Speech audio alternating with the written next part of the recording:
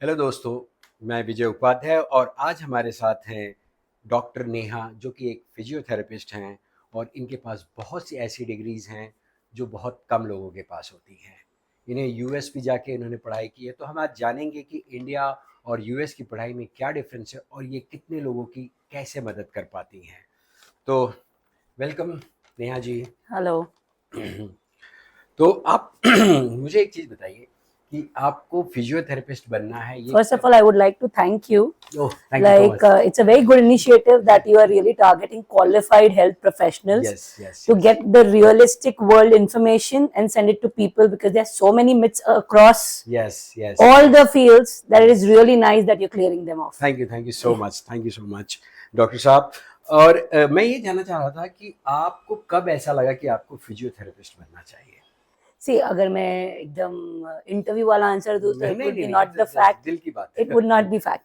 So the point is that when you choose this line, you're just in 12th grade and you give the PMT, CET और उसके बाद आप choose करते हैं। जी जी तो मैंने ये 20 साल पहले किया था, तब physiotherapy was not this popular like it is today. आज शायद मैं अगर मुझे वापस मौका मिले तो मैं इसको ही चुनूं, but that time I was like I got good ranks and then Bombay की मैं रहने वाली हूँ और बॉम्बे में मुझे एडमिशन मिल रहा था। So then I went back and read about physiotherapy. So I had options of dentistry, physiotherapy, and MBBS. So I was very clear I didn't want to do dentistry. And then when I read about physio, it felt like very much balanced professional and personal life for me. So I was like, it was not like emergency based, and it was not life and death, but it was quality of life. So it really attracted me. So that really made me take that. That's good. अच्छा मुझे एक चीज़ बताइए कि अभी तो काफ़ी time हो गया है आपको ये सब करते, पर आपका लाइफ का सबसे चैलेंजिंग केस क्या था। Oh, I've been practicing this for 14 years. तो challenging cases तो बहुत सारे होते हैं, हर केस ही challenging है अपने में because no two similar patients are the same. There are bases अलग होते हैं.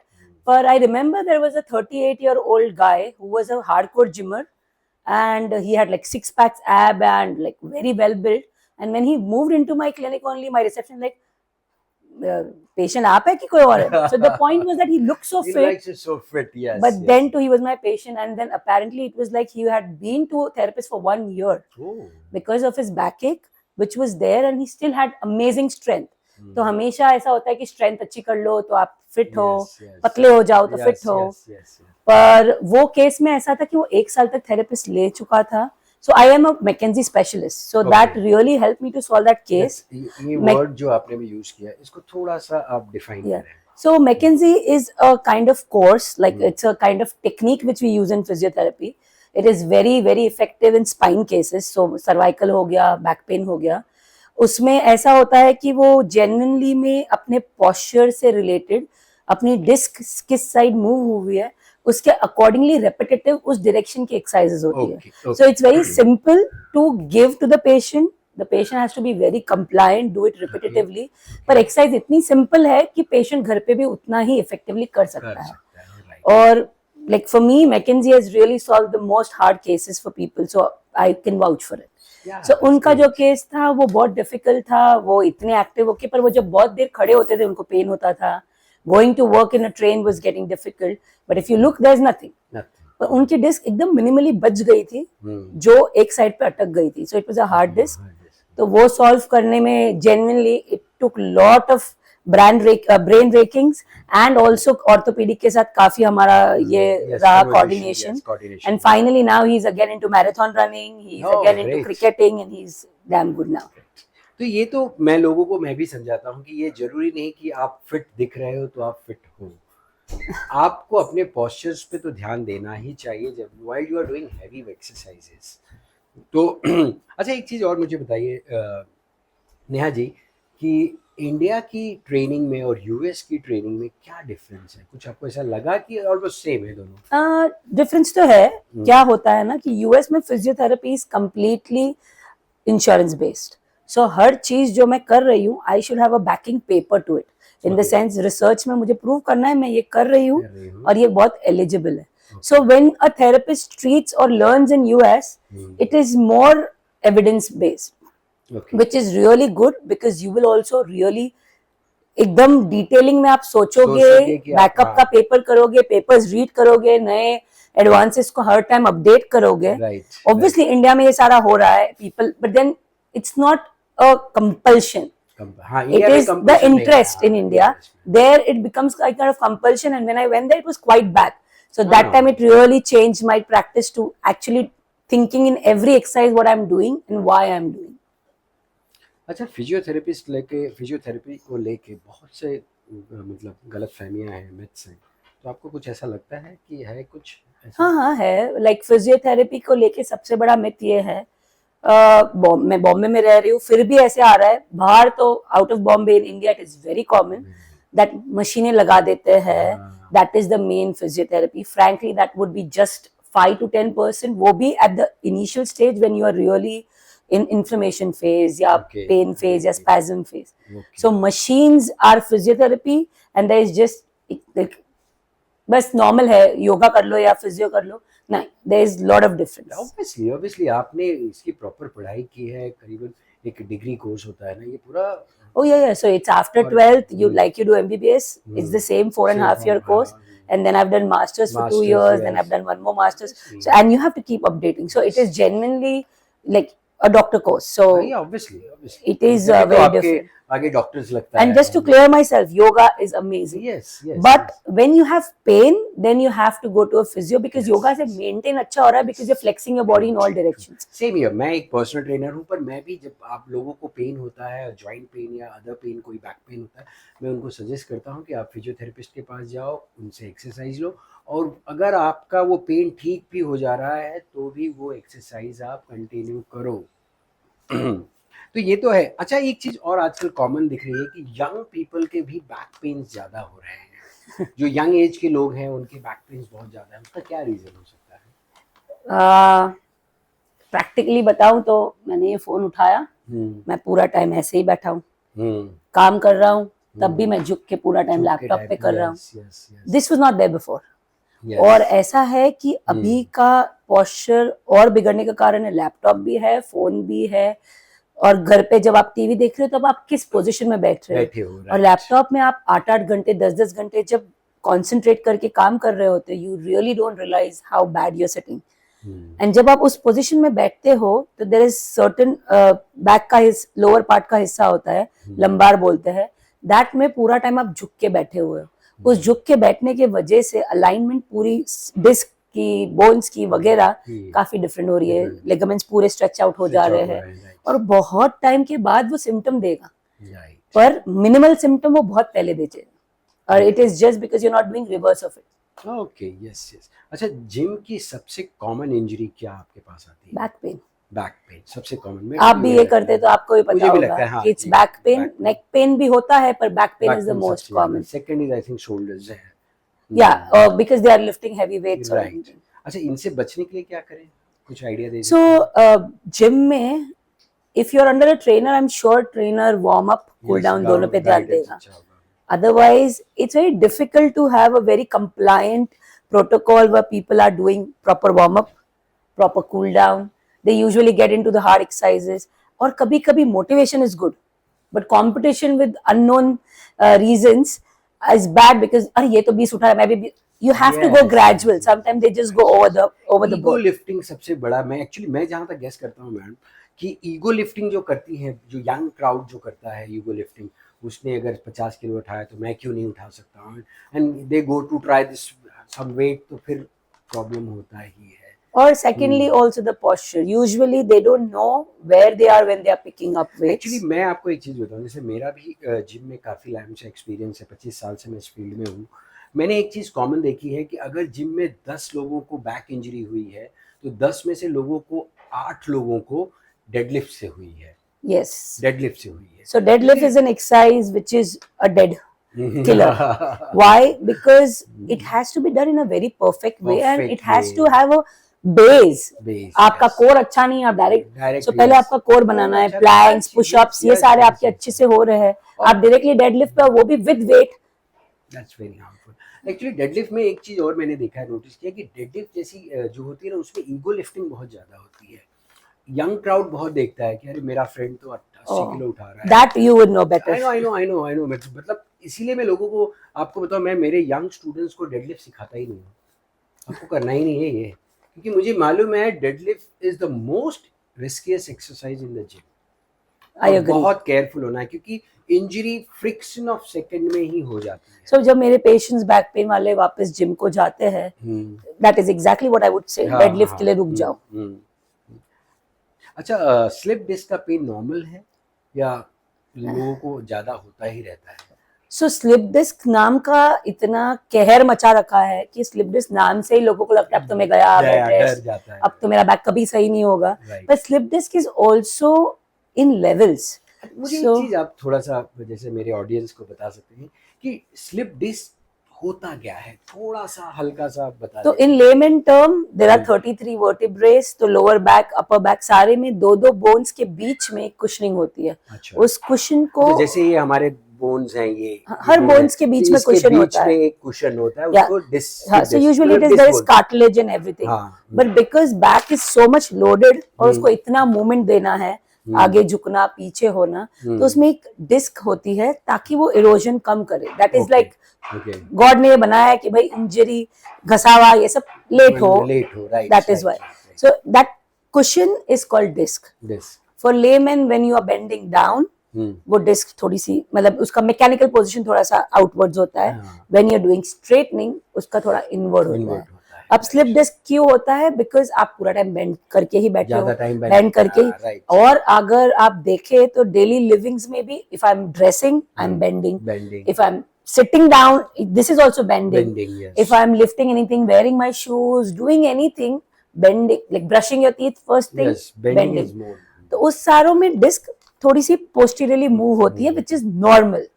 But if this is only happening and the reverse is not happening and it is moving more posterior than usual, that is called slip disc. Okay तो ठीक है। तो अच्छा, मुझे एक चीज ये बताइए, जो आजकल नी पेन्स हो रहे हैं, तो नी पेन में एक्सरसाइज करना चाहिए या नहीं करना चाहिए? नी पेन में एक्सरसाइज ऑब्वियसली करना चाहिए, आपको पेन हुआ है इसके लिए है। इधर if you have a injury, that is a different case, but still to resume from injury to normal work, I would still want you to do exercises which are strengthening and available. जो भी problem है उसको पहले fix करना है। So if suppose it is arthritis, तो कभी कभी initial part में will need rest, but it would never be complete rest. It would be rest. For weights and everything, you will have to take a rest. You'll have to restore the full range. You'll have to restore optimal movement and everything. Active exercises चालू रखनी है, but the intensity would differ. So I would not say anything में ऐसा कभी होता है कि आपको bed rest दिया जाए, except when there is a tear or anything, when you're recovering. Injury के बाद आप मुझे एक चीज बताइए कि इंजरी के बाद एक्सरसाइज कब स्टार्ट कर सकते हैं? It depends on the injury. The worst injury like tears, meniscus tears, ligament tears, muscle tears. For sports, अगर आपको sports को return हो रहा है तो it will be 6 to 12 months. That is a course. But basic walking and everything would come earlier, like within 2 months, 8 weeks में usually. Gym exercise. Oh, that all you should wait till 6 to 12 months. If it इतना severe injury है, otherwise if it's not that severe, there's no tear, there is no, then I think in a month or so also you can return. अच्छा, आजकल मैंने देखा है बच्चों में भी पोस्चर इशू हो रहा है। या ये कोरोना के टाइम आपको याद हो तो सबकी स्कूलिंग भी ऑनलाइन हो गए थे। सी गेमिंग्स, फोन्स, लैपटॉप्स बहुत कॉमनली यूज हो रहे हैं। लाइक अपने जमाने में we didn't get that till the age of 20। Now it is so common, so there sitting posture and everything is also as good as doing a corporate thing. 8 घंटे आप school attend कर रहे हो laptop पे, सो उनके लिए तो posture maintain करना, उनके लिए एक्टिव रहना, खेल कूद करना, जो कि उसमें हर टाइप के मूवमेंट आ जाते हैं, is very important. So getting gaming, cricket को भी वो अब खेल रहे online. It should be the real cricket and not online cricket. तो जो एक्चुअली अर्ली एज में जो इश्यूज डेवलप होते हैं, तो उसको कितना इग्नोर करना ठीक माना जाता है? लेकिन हमारे यहाँ लोग ठीक है यार, थोड़ा सा पेन है, चल रहा है, जाने दो, कोई फर्क नहीं पड़ता ऐसा। See pain is a sign of the body. भगवान ने इतना मस्त बनाया है ये कि जैसे पेन हो रहा है तो आपको खुद बॉडी सिग्नल दे रही है कि कुछ गड़बड़ है, भाई रुक जा। So obviously you have to address it. अगर आपको कोई लगी है मार, वो अलग बात है, पर अगर नहीं लगी और पेन हो रहा है, that means something somewhere is going wrong and you need to address it. So early pain में अगर आप एड्रेस करोगे तो खराब, सी बॉडी भी एक कनेक्टेड है। तो अगर सपोज मुझे यहाँ पे दुख रहा है तो मैं हाथ अलग से यूज करने लगूंगी, तो इसके साथ मेरा ये सब कुछ इफेक्ट होगा। सिमिलरली लोअर, लाइक एंकल से दुख रहा है, मैं टेढ़ा चलूंगी, नी पेन आएगा, नी से हिप पेन आएगा, तो उसको वहीं रोकोगे तो क्रॉनिक नहीं होगी चीज। राइट, तो ये सब आपको केयरफुल होना चाहिए। अगर पेन है, इसका मतलब वो एरिया में कुछ तो डैमेज है। yeah, it is a sign that you should give attention to that That part. part, yes, yes. जैसे बच्चा रो रहा है अटेंशन के लिए. Yeah, that's the same thing. Right right right. अच्छा, ऑफिस वर्कर्स के लिए कोई 3 ऐसी एक्सरसाइज बताओ जो काम करते वक्त वो कर सके और अपने आप को मेंटेन रख सके या Yeah. ठीक रख सके, posture को ठीक रख सके. So sitting in a right posture, so कि laptop working is the common thing. Desktop होना with a different attached keypad is a good option. Yes. और बैठने के टाइम पे हिप और नी ये सारे के एंगल 90 इरेक्ट Right, बैठना, right, सपोर्टेड right, पीछे right. पूरा सपोर्ट बैठना और स्क्रीन को अपने आई लेवल पे रखना would Yes. really help. Getting off from the sitting position 45 minutes में every time, पानी पी रहे हो, आप जा रहे हो तो आप उठ के जाइए. जाइए, right. किसी से बात करना है कलीग से तो rather than doing the com call you can just go and talk to that person. Take break, give a body break from the same position and then stretch. खड़े होके अपन basically भी backward stretching करते हैं, सब वो naturally body करवा देती है तो वो करना चाहिए. तो sitting एक वॉक ले लिया एक आपने. पोजीशन में आपको बहुत देर तक नहीं रहना, नहीं चाहे रहना. वो स्टैंडिंग हो चाहे वो सिटिंग हो. So stretching your back out like that और in general same shoulders को पीछे ऐसे stretch करते रहना because you are always drooping ahead for the work. Is it? अच्छा, 40 की एज में अपने जॉइंट पेन से बचना है या बचाना है तो क्या टिप्स दे सकते हैं आप? So पहले से ही काम करना है, सबको हमेशा एक्टिव रहना चाहिए ताकि 40 के एज में आपका बेस पहले से स्ट्रांग है. पर पर्टिकुलरली वुमेन के लिए आफ्टर 40-45 मेनोपॉजल चेंजेस की वजह से स्ट्रेंथनिंग बहुत इंपॉर्टेंट हो जाती है जी, because bone strength usually absorption of calcium वगैरह जो हार्मोन्स लगते हैं वो मेनोपॉज पे चेंज हो जाता है. So doing strengthening will keep it better. So doing strengthening is very important. 40 के अराउंड आप कोई भी चीज़ रूटीन में जैसे खाना खा रहे हैं वैसे रूटीन में एक्सरसाइज करनी ही है वैसे बना के, like you can go for yoga, there are so many classes which is like Zumba, aerobic, in limit, going gradually. You should do any of these so that your all joints and everything are active in all directions. Yes. अच्छा, जो घर पे हम pain relief use करते हैं वो करना चाहिए और कितना इफेक्टिव है? मतलब इंडिया में ऐसा ही है कि हर कोई डॉक्टर है, कोई भी कुछ भी सलाह देके चला जाता है. सो पेन रिलीफ के लिए आप कोई भी दवाइयाँ ऐसे पॉपअप कर रहे हैं बहुत दिनों से, it will give you a bad side effect. Cold packs लगा लिया, that is a good thing. Usually बहुत पेन होता है तो वो लोग इग्नोर करते हैं. If it is going there and same part आपको बार बार ट्रबल कर रहा है तो showing it to a doctor will give you a way which to go. Not necessarily that you need to go to a physio and for a long term, but it might just tell you what to do. अच्छा, back pain में rest करना चाहिए या नहीं करना चाहिए? Yeah, back pain में rest Bed is rest. essential. Bed rest is essential only if you have high degree of sciatica or anything. Otherwise, resting the back is only given for few days, not like for long time. And it's not only the rest. Along with it, you have to start physio, proper exercises. जो बाकी चीज़ें उसको आपको address करना है. Rest इसके लिए दे रहे हो कि अगर सपोज जैसे मैं आपको बता रही हूँ कि हर चीज़ में बेंडिंग होता है, इसकी डिस्क होती है, तो अगर आप रेस्ट नहीं कर रहे हो तो मैं एक साइड एक्सरसाइज कर रहे हो, आप एक साइड उसको बिगाड़ रहे हो. So we have to just wait so that the body gets time to heal and then do the exercise in the right form. अच्छा, एक चीज़ में लोग हमेशा देखो उसको क्रैक करते रहते हैं अपने जॉइंट्स को, नकल्स को, जो भी करते हैं. और कुछ लोगों का मैंने देखा है कि उठते बैठते अपने आप भी होता रहता है. नी से आवाज़ आती रहती है, शोल्डर से आवाज़ आती रहती है, नेक से भी आवाज़ आती है, कट कट की. तो ये गुड साइन है या बैड साइन है या करना चाहिए नहीं करना चाहिए? So you should not do it because usually what happens is when you are doing this, आप लिगामेंट्स के साथ खेल रहे हो. सो अगर आप बहुत रिपीटेटिवली कर रहे हो तो आपके जॉइंट्स लैक्स हो जाएंगे. तो क्या होगा, लिगामेंट जो अपने को स्टेबिलिटी देता है वो लैक्स कर दिया है आपने, तो शायद स्टेबिलिटी कम होगी. But it is not like या तो होगी ही, बट देन या theoretically it is not advisable because of this. और जो आप बात करें कि मैं खड़ा हो रहा हूँ घुटने में, पर अगर वो हमेशा से आ रही है so it's just that there is no problem if there is no pain associated with it. And also that you can do end range strengthening. That is like as a physiotherapist I'll aim at that कि आपकी end range strengthening नहीं हुई है, ligaments उसको stability नहीं दे पा रहे. अच्छा, पेन को कितना इग्नोर कर सकते हैं हम? ये अभी किसी से रिलेटेड क्वेश्चन हुआ है तो मैं इसको ज़्यादा खींचने की नहीं बोलूँगा. बट पेन जो हो रहा है, लाइक फॉर एग्जांपल मेरे नी में पेन हो रहा है पर लोग कहते हैं कि नहीं फिर भी एक्सरसाइज कर लो, तो ये हाँ मतलब ऐसे लोग उसको कैजुअल बना देते कि अरे 55-60 में तो सबको ही होता है, हाँ, सबको होता है, पर आपको नहीं था अभी तक, अभी Right, हुआ है, right. तो आप उसको एड्रेस कर सकते हो. So there were people before physio नहीं था, पहले डॉक्टर नहीं थे, अब मेडिकल इतना आगे आ चुका है, तो पेन होता ही है. इसको ऐसे नॉर्मलाइज करने की जरूरत नहीं है. You should address it as soon as it is really cutting your routine. पहले जो आप कर पा रहे थे अब नहीं कर पा रहे हो, that means you need to address it. अच्छा, कोई 5 ऐसे हेल्थ टिप्स बताइए आप जो गोल्डन रूल की तरह काम करें. So I would say as a whole treat करना चाहिए बॉडी को. स्लीप, जिसको लोग इतना इम्पोर्टेंस नहीं देते हैं, you have to sleep good 7 to 8 hours. For women it is more than men. So 7 hours should be an average good sleep. Sleep is something जैसे आपका मेंटेनेंस हो रहा है बॉडी का, जी. तो स्लीप में वेर एंड टेयर होता है, so it's very important. Secondly gut is good. Gut is reason for all bad also. So be having good food, good gut systems, ताकि आपका सारे essentials जो भी nutrition है वो सारे level में रहे. So sleep well, eat well. Mental health बहुत important है. काफ़ी बार mental health के वजह से भी psychosomatic connections होने के वजह से the stress could lead to pains and aches. So being mentally stable, mentally fit is equally important. इसको बहुत लोग मिस कर लेते हैं.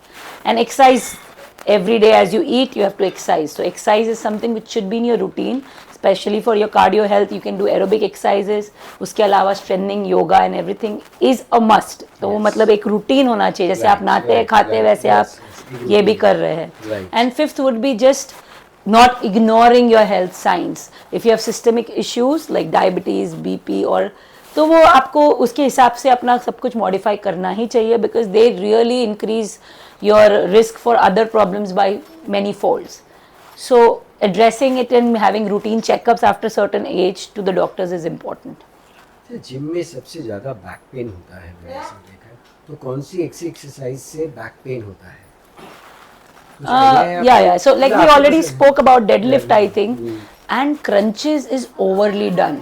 जैसे मैं बता रही हूँ कि लोगों को 6 पैक्स आप बना के आप बहुत क्रंचेस करे जा रहे हो, तो जो फ्रंट मसल्स है वो स्ट्रेट कर करके ये हो जाएंगे, काफ़ी टाइट हो जाएंगे, और पीछे के मसल्स वीक हो रहे क्योंकि वो पूरा टाइम खिंच रहे हैं. So you have to balance it. So any gym exercises like pectorals के लिए भी सेम बात है कि they overdo this.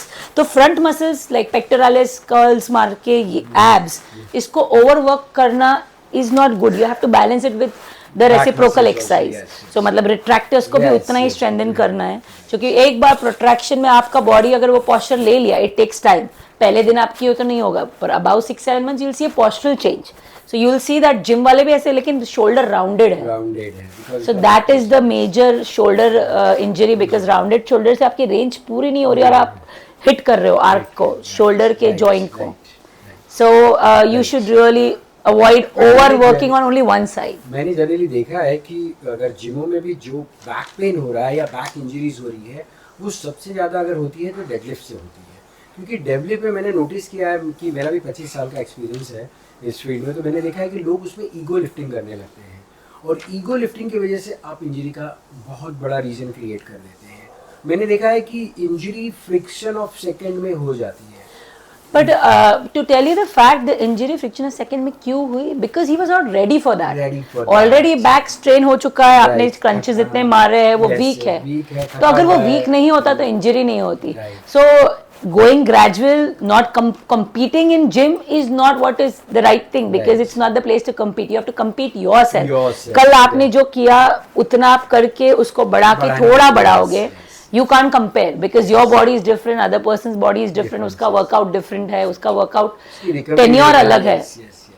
So the deadlift वगैरह करना भी है तो you have to be ready for it before you do it. Good. एक सबसे important health habit या fitness habit आप जो भी इंजरी को बचाने के लिए. Just being active, like एक ही position में बहुत time बैठे रहना या active नहीं होना is a problem. So just keep being active. Get up, walk, stretch around. When you're sitting for 45 minutes, say 1 hour maximum, कोई भी position में एक ही बार आप रहोगे तो it's an issue. And also, सिर्फ चलना is not the solution. It's not exercising. Exercise. So you need to do cardiopulmonary is walking हो जाएगा आपका, but strengthening, yoga, this all should be added. या आपको अगर मसल स्ट्रेंथन करना है, जॉइंट इंप्रूव करना है, तो आपको एक्सरसाइज करना पड़ेगा, थोड़ा वर्कलोड मसल्स को देना Yes, पड़ेगा। yes. Good, thank you so much Neha ji. आपने जो बातें बताई हैं वो अगर लोग सुनेंगे या देखेंगे तो उससे अपने आप को बहुत हेल्प उनको मिलेगी। तो थैंक यू सो मच, आपने जो भी बताया, जो भी कहा, या जो भी गाइडेंस दी हैं या जो भी इंस्ट्रक्शंस दिए हैं, अगर लोग उसे अच्छे से फॉलो करें तो एक हेल्दी लाइफ जी सकते हैं। Yeah, thanks Thank you for so much. taking this interview, Thank you and so much. I'm happy if I could help anybody. Yes, yes, And it yes, was yes. really good interview. Thanks for asking all the questions. Thank you so much. क्या हो गया aunty? हो गया? तुम बार बार आता है बीच में, तुम्हारा आवाज आएगा।